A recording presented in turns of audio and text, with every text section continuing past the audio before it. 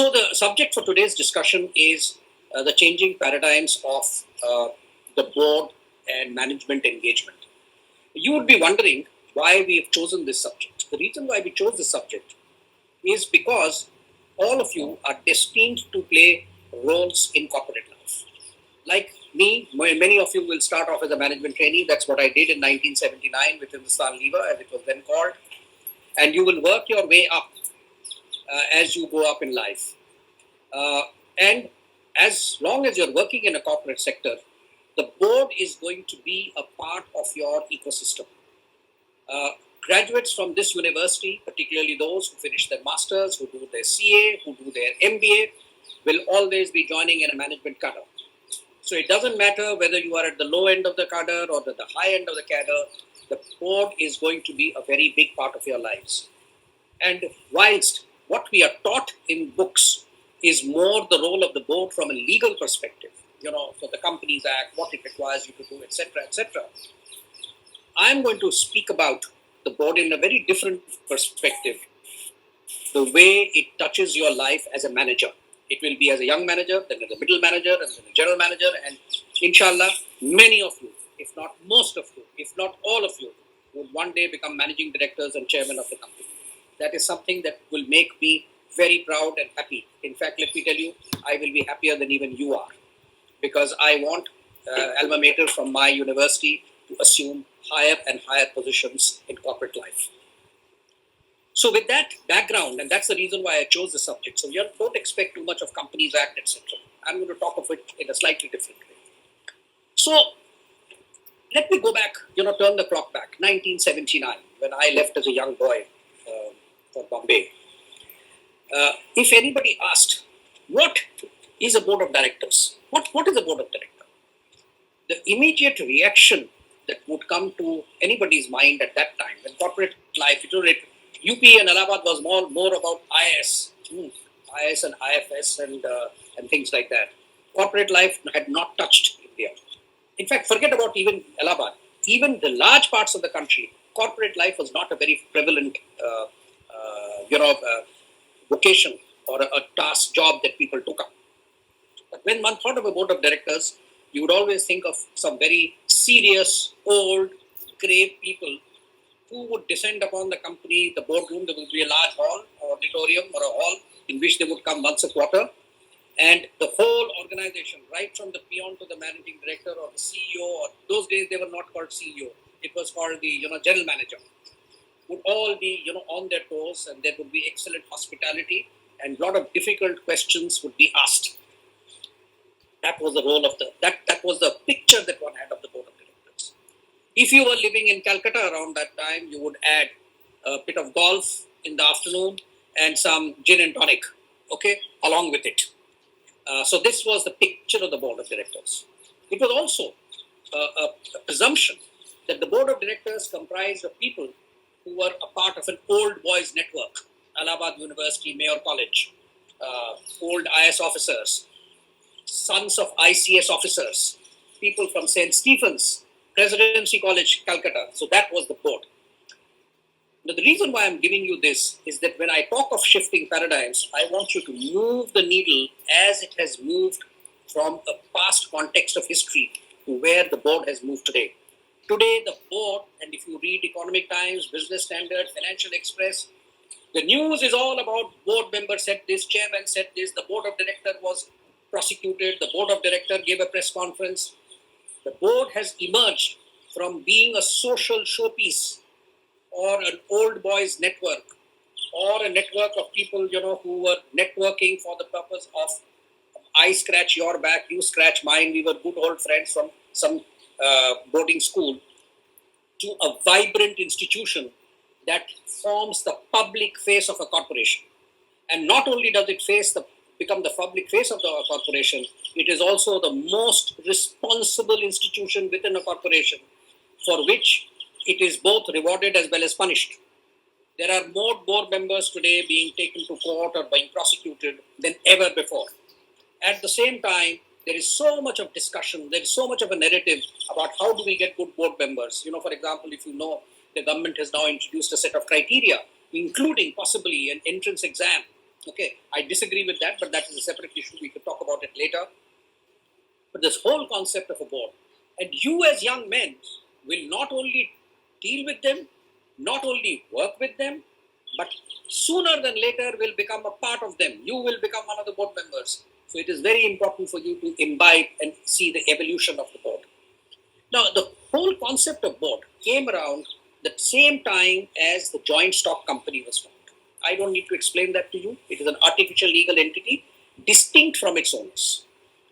However, whenever this came into being, if it is a very small company, the owner could be the owner as well as the manager.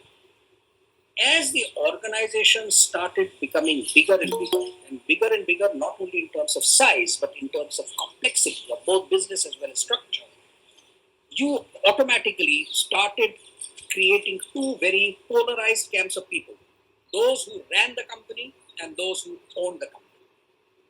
So this became the reason why you needed to have someone in between who could be a bridge between the owner and those who owned the company and those who ran the company. The second revolution that happened is after the joint stock company was formed, there also came the concept of listing. What is listing? That instead of the owners themselves putting in money, they would take money from external investors, and the external investors would have the right to leave the company, to sell their company, to sell their shares and sell it to somebody else and stop being an owner. So you not only had a very large group of owners, but also a transient group of owners. So people who actually today, you all must be investing. So you're a shareholder of Hindustan Lever. Tomorrow you'll sell Hindustan Lever and become a Nestle, or then tomorrow, then after that you'll pick up the ITC and so on and so forth. So when you have a very large group of owners who are moving parts because they keep coming and going, and you have a very complex company of 30,000 crores to run, how do you have a bridge between the two? And it was at that time the board of directors came under what was called an agency theory. It is called the agency theory of board governance, where it was assumed that the board was the agent of the owner. So the owner was the principal and the board was the agent. And as far as the management was concerned, the board was the principal and the management was the agent. This was a very simplistic ecosystem which the agency theory of board governance first started when business organizations became more complex. The reason why I'm giving you this is that in an agency theory, the assumption very clearly is that the principal's instructions will be carried out by the agent. And the agent will always be acting in the best interest of the principal. Now, this theory got destroyed, and it destroyed by people like you and me. You are responsible for it, I'm responsible for it, maybe another 2 generations, or maybe another 10 years, people my senior.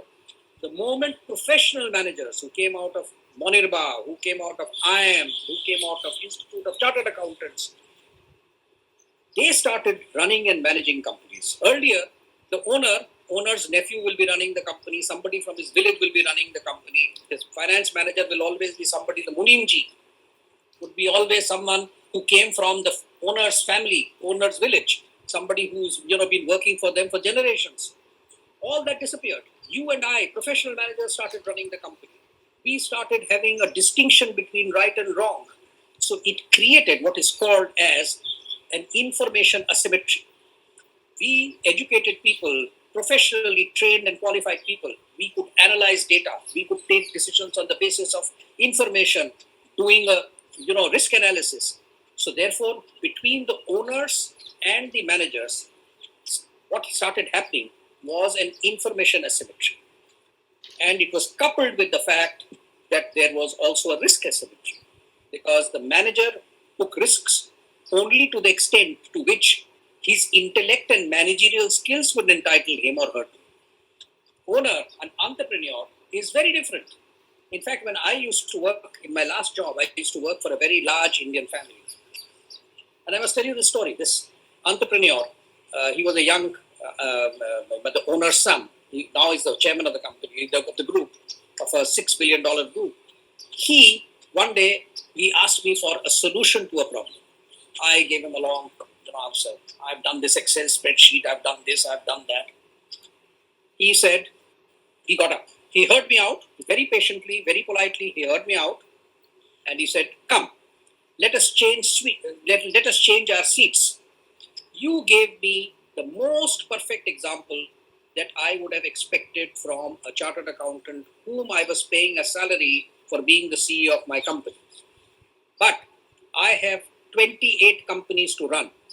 I need a person as a CEO who is also an entrepreneur. And therefore, you must sit in my chair and feel the pressure of my chair to be entrepreneurial, and don't give me an answer only as a manager." In fact, this episode happened 20 years ago. But this episode left an indelible mark in my mind. Okay? That, the risk asymmetry, the thinking asymmetry, the attitude is asymmetry. The word that you use in Allahabad, since I'm from Allahabad, fitrat. ये फितरत ही अलग है. Owner की फितरत and manager's fitrat is very, very different. In a situation like this, it is very important to have a body in between. You can call it, the IT people will call it a middleware. Okay, somebody will call it a translator. Somebody will call it something else. But I say that it is a kind of a bridge that exists between the owners, who do not have as much information about the company because they're not running the company on a daily basis. It's being run by professional managers. And the managers who do not have the same risk appetite because they're salaried people. They are not going to get the returns. I mean, you can always talk of stock options and all that. But by and large, people like you and me are people who think like managers. हम लोग नौकर की फितरत है हमारी, चाकरी की फितरत है. That is the fitrat. You need somebody who acts as a bridge. And more so when you have a listed company with foreign investors, private equity, venture capital, government funds, and so on and so forth. It gave rise to what is called as a stewardship theory. So what it moved from the agency theory to steward. And what is stewardship? Stewardship is the responsibility of looking at the resources that have been put in your command and deliver it to the most optimal benefit of all the stakeholders. So, whilst there are two main players in this game of a manager and a board of directors, there are multiple stakeholders. A company buying a legal, what is a company? It is actually as good as you and me. It has got all the rights that you and I have, except two things. It cannot vote and stand for an election, and it cannot own agricultural land in most states in India. Other than that, all the things, just close your eyes and think for a moment that all the liabilities and responsibilities that you have under law as an individual, a company also has. It can be punished. It can be even imprisoned. The company doesn't get imprisoned, but the concept of vicarious liability, there are people, individuals in flesh and blood like you and me, who are running the company. We can be imprisoned not for a crime that I have committed, but for a crime that the company has committed, which is actually, therefore, all the responsibilities and liabilities of an individual exist in that. So when you have the stewardship theory, and that has been the evolution, you are responsible for the entire well-being of all the stakeholders. So it could be the employee. You have to give good quality of products to your customers. You have to make sure that vendors are paid on time. You have to make sure that the environment you are sensitive to the environment. You are sensitive to everything that a honest, law-abiding citizen is supposed to be. And let me give you two very good examples of stewardship. They may appear to be very obtuse to you, but they are extremely important for you to understand. Let me give one very, very good example. It is what is gender sensitivity. Okay. Now, gender sensitivity is covered by a law which you know called the Prevention of Sexual Harassment. Okay. So this was on the basis of a judgment that came in the Supreme Court. And now all companies, you are required to have a committee. The board is responsible to making sure that anybody who comes to that premises, any lady, it need not be an employee. It can be a vendor, it could be a passerby, it could even be someone who might have come to have a glass of water. If that person has been harassed, then the board of the company is responsible. So you can see the extent, of coverage that this entire stewardship theory has taken this board to. And you as managers are in part of that ecosystem. You're accountable to the board, and therefore you can see that your responsibility is not necessarily restricted to what is appearing in the job description. That is only for the purpose of determining your compensation. You have a much larger responsibility because you are accountable to the board. It doesn't matter what is the hierarchy. It doesn't matter. You might say that, look, say for example, again, I'll give you an example. You are suppose a management trainee and you are a sales management trainee going and selling soap in some remote part of the country on behalf of Hindustan Lever. You're going to sell to retailers. You're going to sell through distributors. Are you authorized to make a commitment on behalf of the company that you have not been given a specific right to do? Answer is no. Every power, even at the lowest level of the organization, comes to you because of the board having granted a delegation of authority to all the individuals. So I just want you to understand this evolution that has taken place from being a golf playing public social face. It is now the main organ which governs the conduct of the company across all its stakeholders.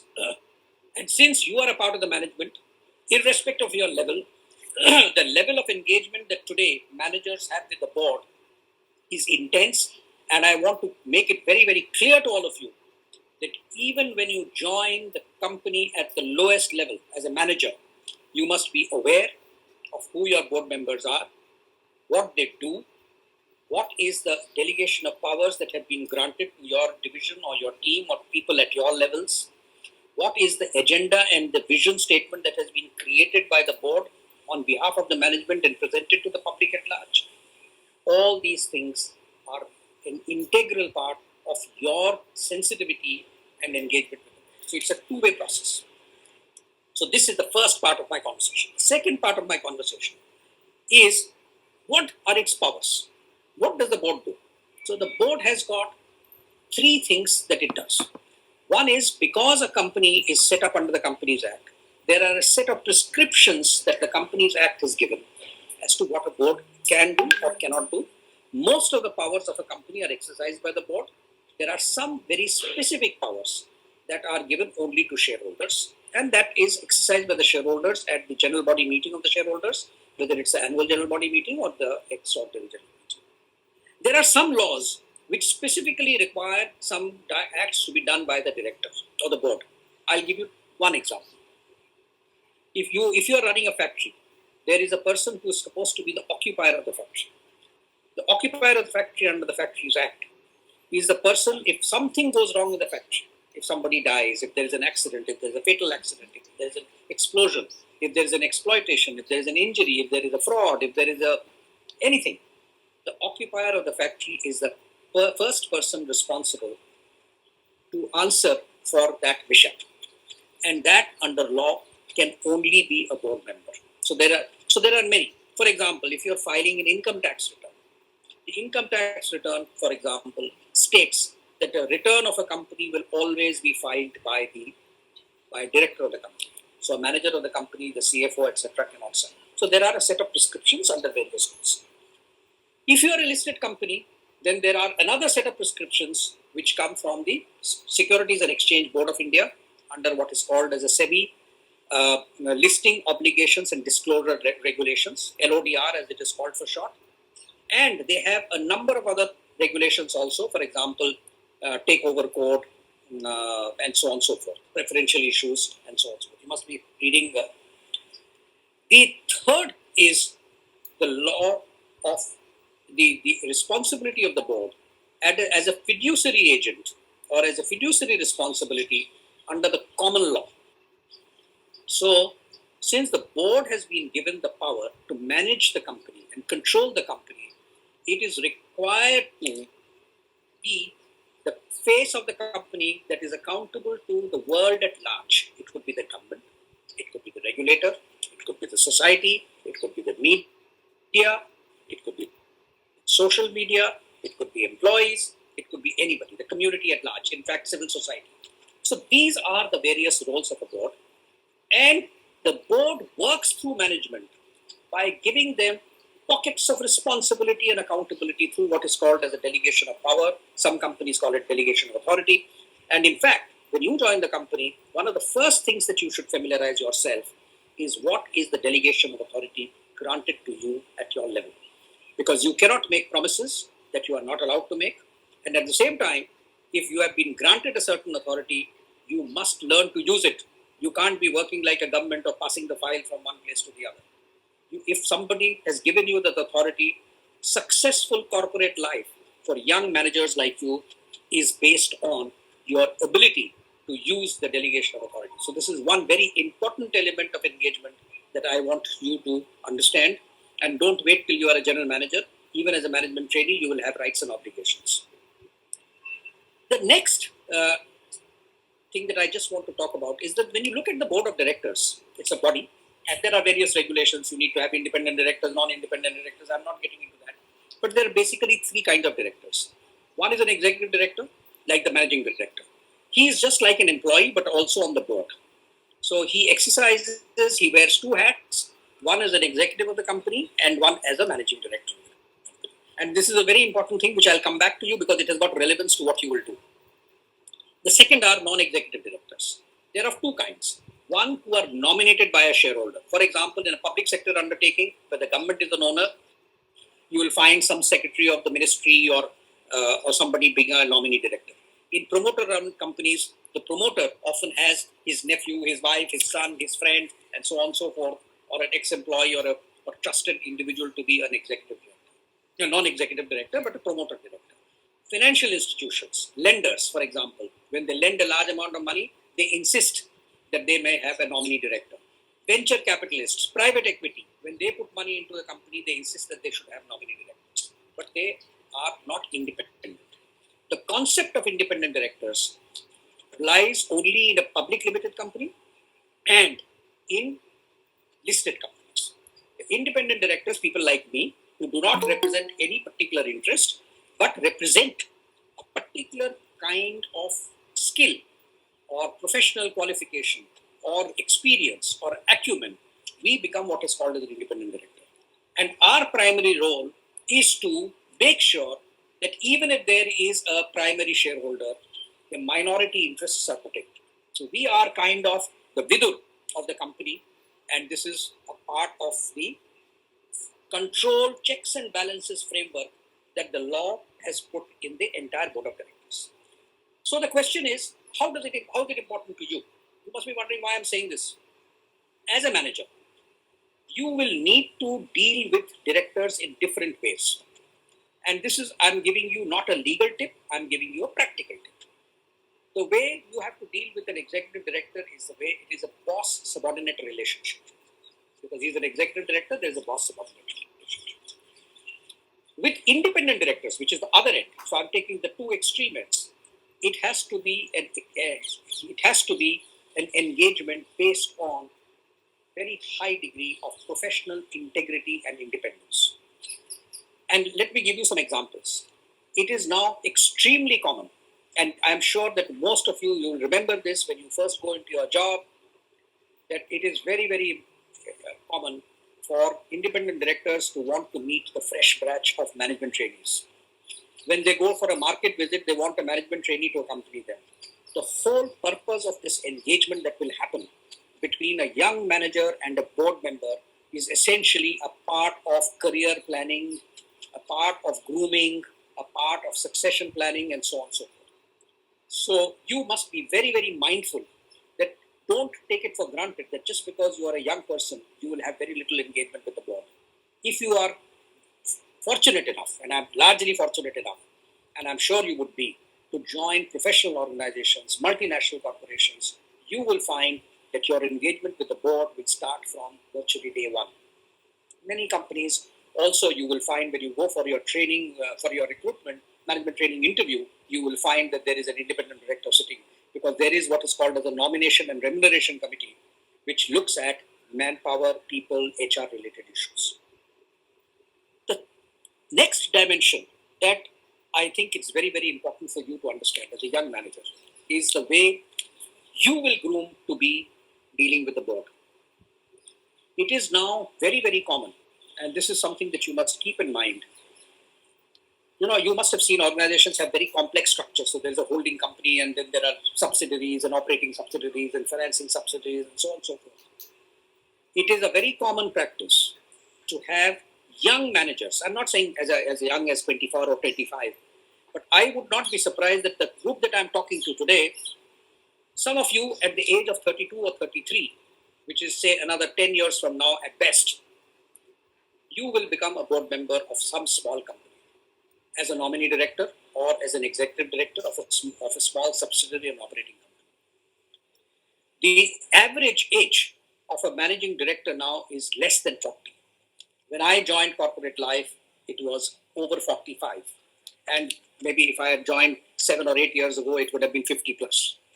There has been a rapid decline, and therefore the average age of directors today has dropped to 30, 32.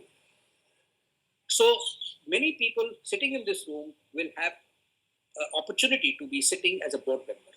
And as a board member, it is not important that you know what you need to do legally or not. That your company secretary will tell you, your CFO will tell you, your general counsel will tell you, your lawyer will tell you, your colleagues will tell you.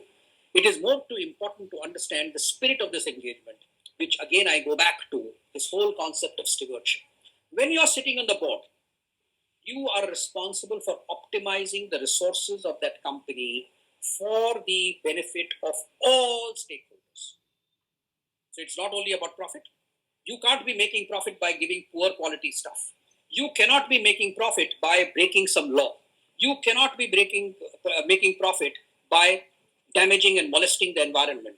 You cannot be making a product which you know is harmful or injurious to health. You cannot be making profit by not paying your taxes. You cannot be making profit by exploiting child labor.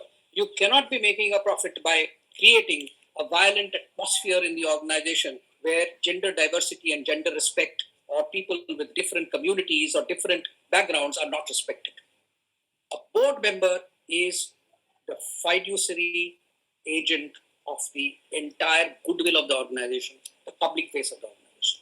And you as a young manager, from the day you start, you will not only have an engagement, but also your role to become one, your preparation to become one will start from the day you set your foot into the organization.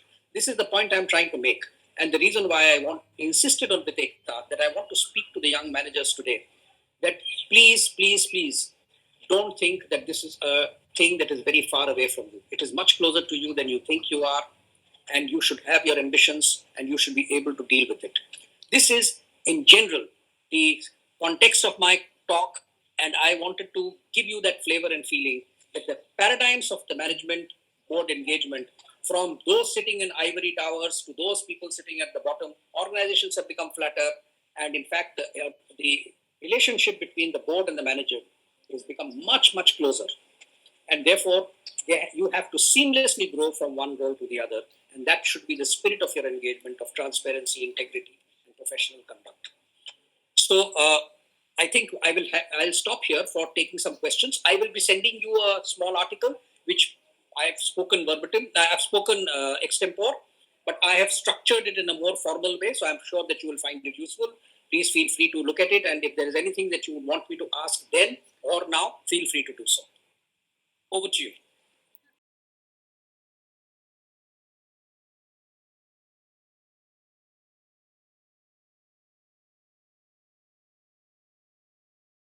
Okay. So, Prerna, there is no set of rules. Being promoted to the board is a part of your career progression. But I would like to give you some tips. The first tip is obviously good performance. So, if you don't perform well, obviously you cannot move to the board. But the most important thing that you need to do is not the rules of any studying or anything, but you must demonstrate very high degree of general management skills and general awareness. A lot of people, what happens is they join a role, they join as a finance man, and you ask them anything about finance. Kal kitna sales hua? What is the problem? Who's our competitor? What is the market share? They will not know. They will be able to tell you the last nuance and full stop in the income tax law or the accounting standard. But you ask them anything about the business of the company or what is happening outside, they will not know. A board member always has to have a very holistic and rounded view. So if at a young stage, at a young age, you start demonstrating traits in you that you are a good general manager, you take interest beyond your narrow confine of work, you have a very good chance of becoming a board member, either in your company or in some other company or maybe after retirement, because you would have demonstrated a career which shows that you have got general management attributes.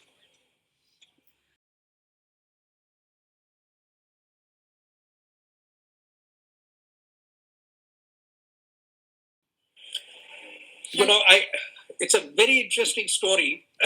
I would have, my father insisted that I should join the IS, and that was the first year that the new format of IS started, which is prelim and main and all that.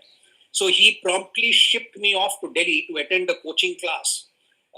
Those days there were not too many coaching classes. There was only in Delhi, and I was unfortunately not a Mauryan. I was a delegacy student.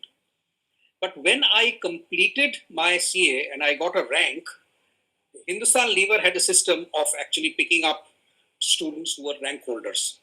So they sent me a AC first class ticket to go to Delhi to attend an interview.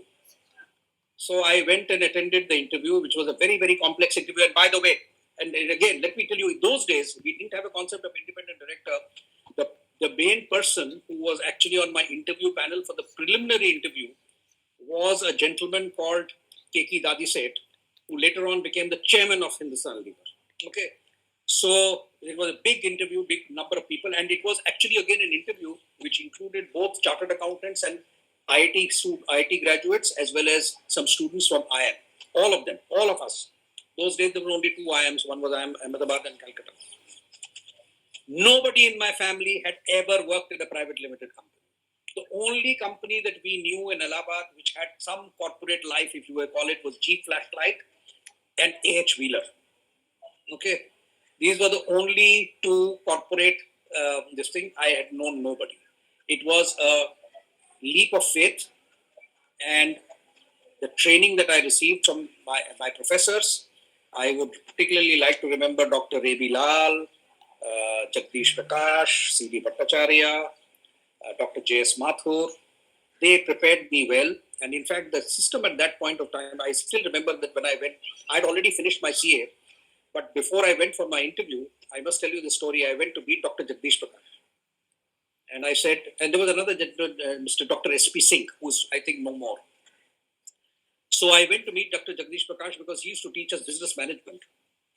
And he did a little bit of a mock interview with me to help me prepare for the Hindustan Lever interview. So that was my introduction to corporate life.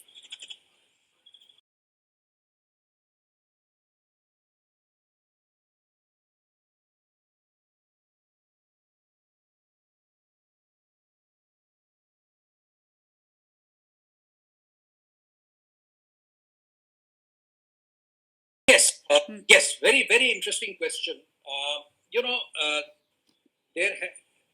I still belong to a generation where I believe that this work from home cannot be a long-term and standalone sustaining feature. Human beings are social animals, and in business organizations, there is a value chain of an organization. I'll answer this question in a technical way. Let's take a manufacturing company.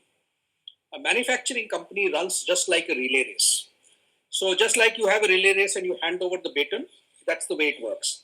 So the sales department forecasts what is going to be sold, what can be sold, what is a human need that needs to be satisfied. The marketing department designs and creates a product.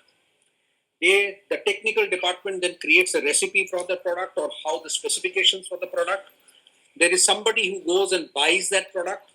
Then that person gives it to the manufacturing who makes that product. Then there is a supply chain fellow who actually then distributes the product. And there is a fellow in the middle who has got an accountant. He is keeping hisab of all this. There's an HR department which is making sure that the people who are supposed to be, when you have a relay race in school, just you make sure that the 4 people who run the relay are the best. So there is a selection process, right? And make sure that the person is given good food, nutrition, and is given training. Then somebody goes and collects some money, and the whole cycle continues. In a collaborative change, can you imagine running a relay race without being able to hand over the baton? Do you run a relay race by dropping the baton on the floor and somebody else coming and picking it up? No, you hand it over from place to place, from person to person. But having said that, this crisis period will be over, and there will be 2 things that will happen. One is that there will be what is called as a hybrid structure. I live in Mumbai, and we are already talking about this in the boards that we are talking of, that there will be a hybrid structure. There will be people who will work from office, people will work from home, and there's a third concept, will work from anywhere. So if you're working from home, in fact, I advise a very large law firm, and we are seriously looking at having a system that, suppose there is a very bright boy or a girl in Allahabad. In fact, I'm taking Allahabad because there is one girl from Allahabad who actually has opted for this. And she will work from her home in Allahabad. And she's going to, and do the work. So there is going to be all these 3. And from time to time, people will get together, both virtually as well as physically. There will be offices with hot seats where you can come, you can just plug in and you be a part of the network of the company. And that's the way it will work. So human dimension will not go away, but it will certainly become different. And the problem also is that this will have a huge impact on the commercial real estate, transportation, living, and so on and so forth. But be prepared for very disruptive changes. Answer is yes.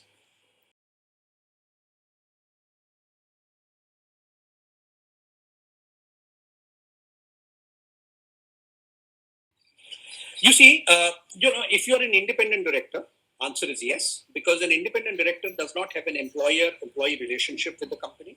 And therefore, all of us who are independent directors also have some professional interests in life. Okay.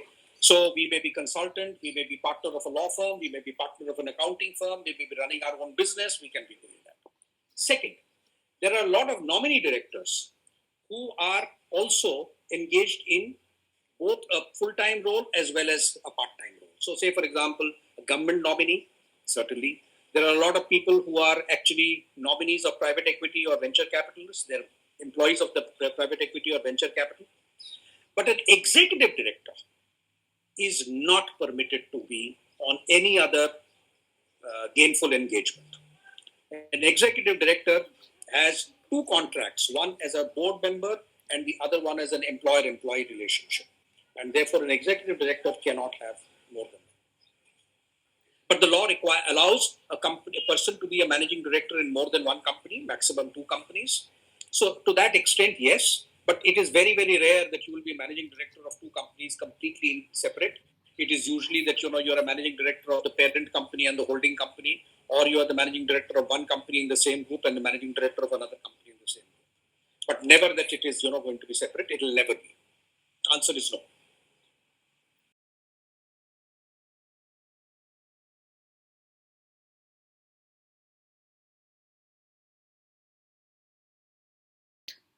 Absolutely. And, listen, some of these people are so successful and so powerful that they are able to browbeat the board.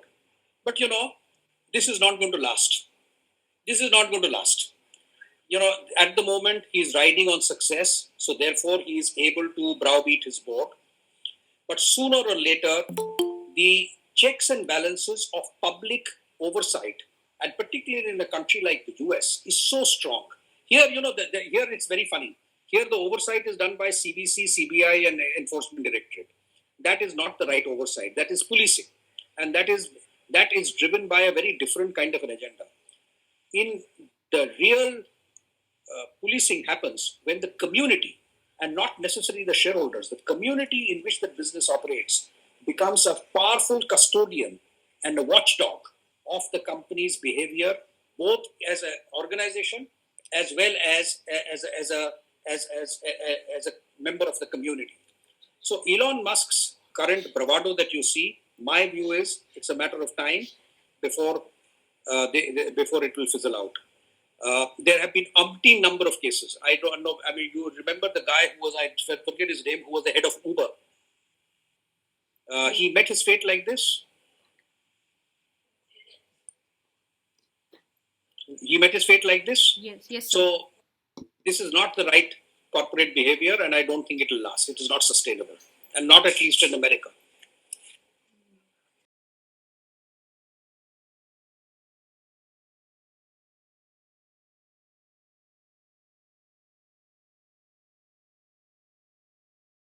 Outstanding question. Let me.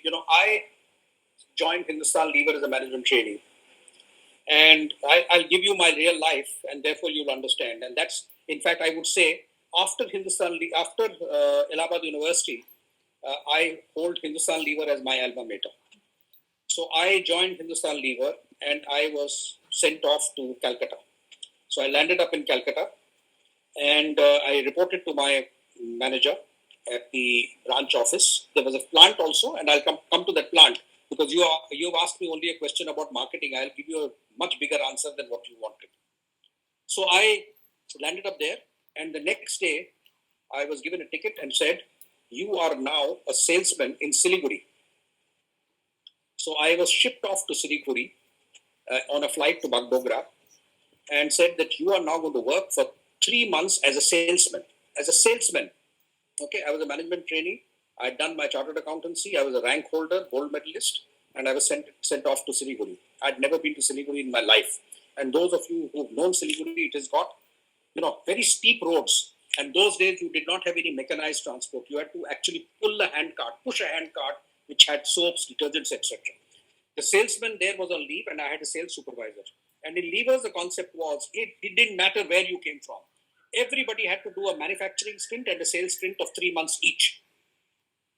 So I did 3 months of that sales stint, and during your sales stint, your allowances were the same as that of a salesman.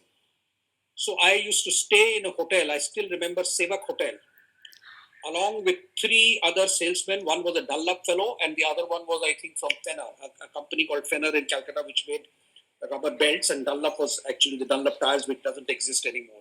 And the Dunlop fellow was actually the most well-paid salesman, because he was a full-time salesman. I was a trainee who had gone as a salesman.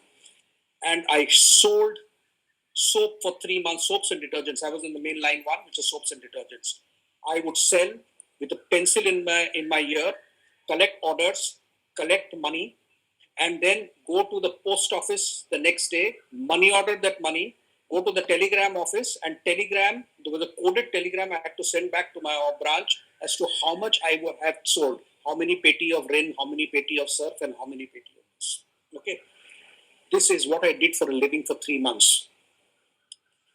And the reason why I did it, even as an accountant, when you are then going to keep accounts of the way sales expenses are happening, sales variances are happening, distribution costs, unless you know how it happens on the ground, where suppose there is a fraud, I could have actually walked away with the money which I was collecting from the retailers, because I had to go and give it to the distributor. I was working and I had to go and give it to the distributor, and he would go and deposit it in the post office. That particular place had a post office account, but that's a separate issue. If you don't know the control and the process, standard operating processes that happens on the ground, how can you become a big manager? Never. Number 2, after I came back after 3 months, I was posted to the garden bleach factory. Do you know what was my first job? So I landed up, and I was told that you are now in the night shift in the glycerine plant. The glycerine plant, when you saponify soap, the glycerol, pear soap, so your glycerine that comes out, it's a fractional distillation. I'm not a science student, but it was a fractional distillation. I learned so much about chemistry. I had to, write down all the chemical formulas, and every 3 months my boss would come and take a test as to whether I had known all the chemical formulas, what are the pressure and temperature at various, the production process would take place. I would work as a shift superintendent in the glycerine plant in the middle of the night. That was, of course, shift superintendent was by turns. So I did it only for 10 days or 12 days, and then it became general shift, and then A shift and B shift, and so on and so forth. The temperature was so high that, you couldn't touch if you touched a pipe, your skin will come out because it was very high fracture distillation. After I finished that, I was immediately transferred to the Bombay factory, Sewri factory. And the first thing that I was asked to do, I was asked to do a bank reconciliation of the Punjab National Bank account of Hindustan Lever Bombay factory. Those days, you had no computerized statement. What you would get, the bank would make the ledger, and it came on perforated thing. You tear that perforation sheet, and you get a carbon copy of your account from which you have to tick along with there was no computer, nothing. And this is how you did a bank reconciliation. I said, I'm a chartered accountant. I'm a rank holder. He said, if you don't know bank reconciliation, that is where the maximum frauds take place. How would you know? How will you guide? How will you, if suppose you have a subordinate who is taking 4 hours to do a bank reconciliation, they say, बहुत difficult काम है साहब, ये तो time लगता है, because the staff often wants overtime. They don't want to work during daytime. If you have not done that actual work, how will you know how long it takes? How will you have an appreciation? My biggest advice to you would be the first 5 years of your life. It is like the first 5 years of your childhood. How immune you are, what your value systems are, is formed during the first 5 to 7 years of your life. How much iodine that you took, whether you had no nutrition deficiency, that determines your immunity and your ability to deal with illnesses later on in life. Imagine your rebirth in corporate life. The first 5 years, what you will learn will be the foundation of what will you be able to do going forward. And unless you are able to understand the work at the lowest level, you will never be able to lead from the front. You will never be able to manage your people. You will never be able to drive efficiency and productivity in your organization.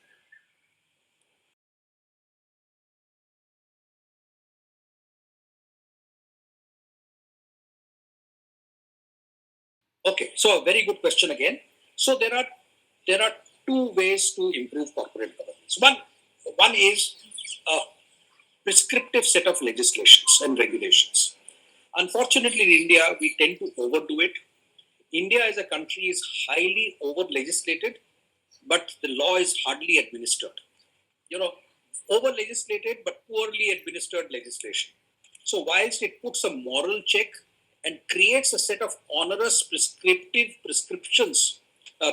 procedures for improving governance, it doesn't go beyond that. The most important thing that India has to do in order to improve governance is a greater degree of shareholder engagement with the company. You see, at the end of the day, if shareholders get all opportunity to only come once a year, and if you have, I don't know whether any of you have attended AGMs in Delhi and Bombay, and shareholders will come with one share and they will start singing praises of the chairman, and then we wait for the khane ka dibba to come on and the discount coupon. That is not governance. That doesn't happen in the US. That doesn't happen elsewhere. Those who come are serious shareholders, institutional shareholders, individual shareholders. They send the questions and answers. They expect every question to be answered. One of the things that I would urge all of you to do, and it's very easy now, if you have any shares in any company, your father has, or your parents have, or your friend has, all the AGMs are being currently held on a digital format. It would not have been possible for you to come to Bombay and attend an AGM or go to Delhi. If you can get a proxy from them, you will be able to attend an AGM. And you will see for yourself the very poor level of governance exercised by the owners. Who are the people? How will your servant work well if you do not control him, if you do not ask him? You are the owner of the house. You are the master of the house. If you don't exercise your power, if you don't ask questions, it will never work. No?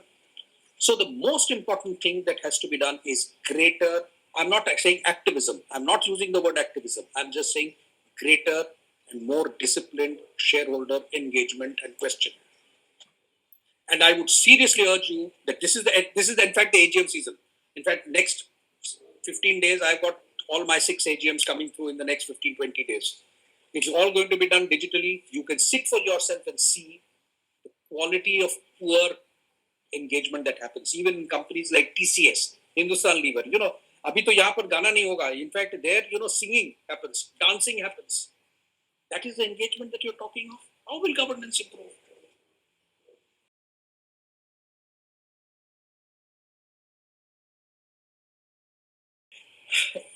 I would not say nepotism, but there is an element of I would say favoritism still exists. First and foremost, let's take the three categories of board members. The first category of board member is the executive director. The executive director, there is little nepotism because at the end of the day, you're looking for the best professional to run the company. So there may be an odd thing that a favorite has been appointed as a managing director or not. But if the performance doesn't work, that person is soon caught out. I don't consider that to be a very big risk. The second category is the nominee director. And that nominee director is a position where there's always an element of favoritism. And it happens at various levels. At the promoter level, it happens that the nominee director is obviously someone who's either a part of the family or someone very closely trusted. And therefore, competence alone is not the main criteria. The second situation is public sector institutions.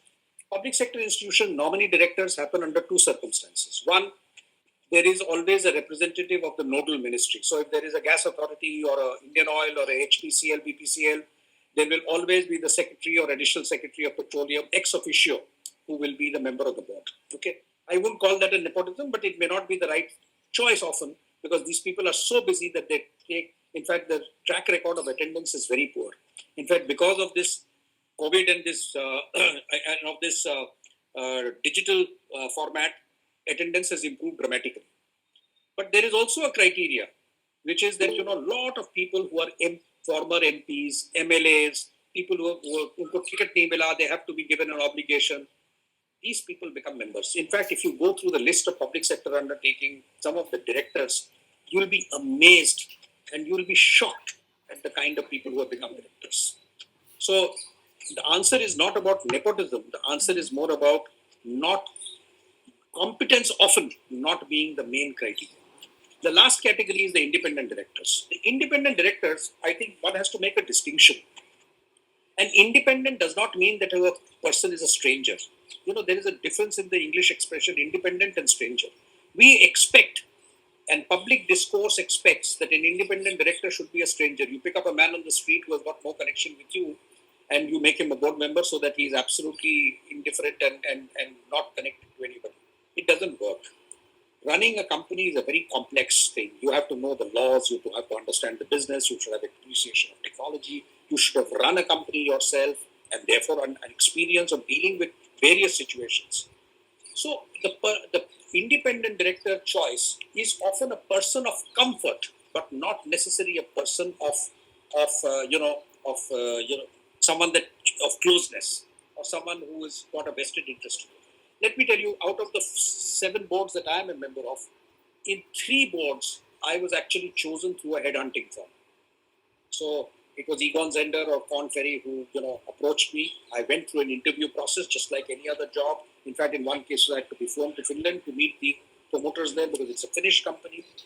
And I went and spent 4 days with them on meeting them on technical grounds as well as socially. So to understand whether I culturally and socially fitted in well with their organization's culture. And after going through a process of 4 days of meeting them in Finland, in winter, I went in winter, so I was actually frozen to death. And then came back and then I was asked to join the board. So it is a complex process, but yeah, there is, odd case, yes, answer is yes.